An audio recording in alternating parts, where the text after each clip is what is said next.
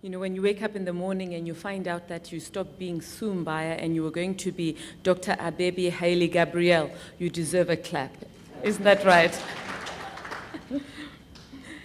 And so, yes, it is. I have been requested to make these opening remarks on behalf of Dr. Abebe, who is not able to be here with us this morning. And so these are the remarks that he would have made.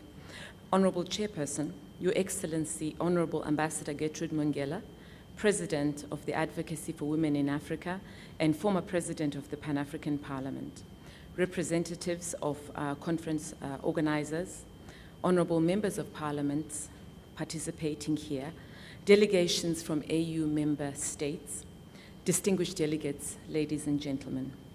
Let me start by conveying to you the warm greetings and best wishes from Her Excellency Thumisime Roda Peace, Commissioner for the Department for Rural Economy and Agriculture at the African Union. She is aware of and appreciates the importance of this meeting taking place over the next coming days.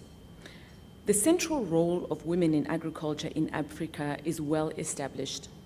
Africa's farmers are mostly women, performing 80% of the agricultural labor across the region. Also well established is the particular marginalization of women smallholder farmers in relation to their male counterparts.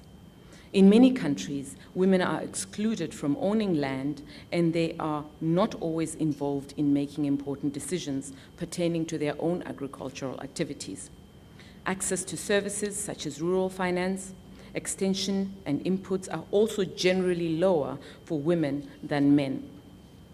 Women also have more difficulties in accessing extension services and agricultural inputs than men because the timing and the location of these services is rarely decided with household and other care priorities of women in mind. As we have heard already this morning, some scholars have made the observation that if women in Africa had the same access to inputs and opportunities as men, they could increase yields on their farms, effectively raising agricultural output in African countries. This, ladies and gentlemen, means that we are exactly on the right path in paying attention to the gender implications of large-scale land-based investments here today. In response to this situation, the African Union has made the commitment to addressing gender inequality through various declarations. These include the Declaration on Land Issues and Challenges adopted by the African Heads of States in 2010. The Declaration on Land Issues recognizes and promotes gender equality as a key principle which should govern land policy development and implementation in Africa.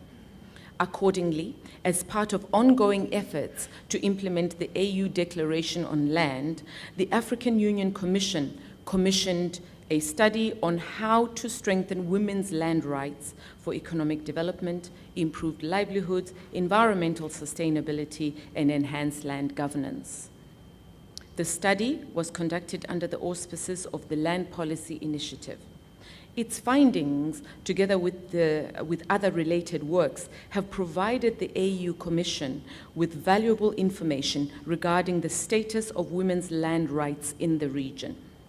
The study also pointed to possible benchmarks and indicators that are required to track progress made within the region in strengthening women's land rights in the context of implementing the AU Declaration on Land.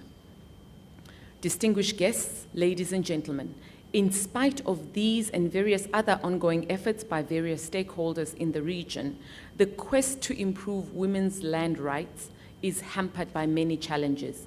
These include discriminatory land tenure systems, various policy gaps that lead to the failure of the promotion of women's land rights, the lack of rigorous and effective implementation of what progressive provisions have already been adopted, and finally, the lack of awareness by most women of statutory provisions that can strengthen their rights. In recent times, the phenomenon of large-scale land-based investments has occupied center stage in the debate on agricultural productivity, land policy, and land rights. African member states recognize the potential contribution of these investments in closing the yield gap and boosting investment in agriculture. As a result, heads of states requested the AU Commission to undertake a deeper analysis on trends and implications of these investments. Assessments were since undertaken by the Land Policy Initiative.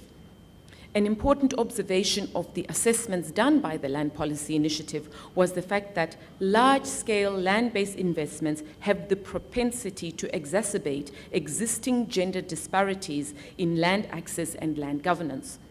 Large-scale land investments can have significant gender implications, including loss of land holdings, excluding or further exclusion, that's my emphasis, not Dr. Abebe's, further exclusion from decision-making structures and processes. There are also indications that job opportunities arising from large-scale investments may not always promote equal opportunities for participation in the labor market by women and men. Excellencies, esteemed guests, all these and other unintended consequences of large-scale land-based investments have to be clearly understood, managed, and addressed if these investments are to deliver the intended developmental outcomes. It is therefore my pleasure and a privilege for the African Union to have collaborated with partners here in hosting and organizing this important conference. Allow me to congratulate our fellow organizers, who include our own Land Policy Initiative, for drawing attention to these gender considerations relating to large-scale land-based investments. Allow me also to congratulate the organizers for succeeding in assembling such a diverse and rich blend of stakeholders to participate in this meeting. It is my hope, and that of the AU Commission, that the exchange of experiences and ideas which will take place over the next 3 days will allow us to make progress in identifying good practices, promising strategies, and appropriate policy measures that can be promoted and adapted to various contexts in order to foster successful large-scale land-based investments which are cognizant of the rights and concerns of women. I thank the organizers once again for giving us all the opportunity to tackle these important issues. I wish you all success in your deliberations and hope that this conference will achieve its objectives. Thank you.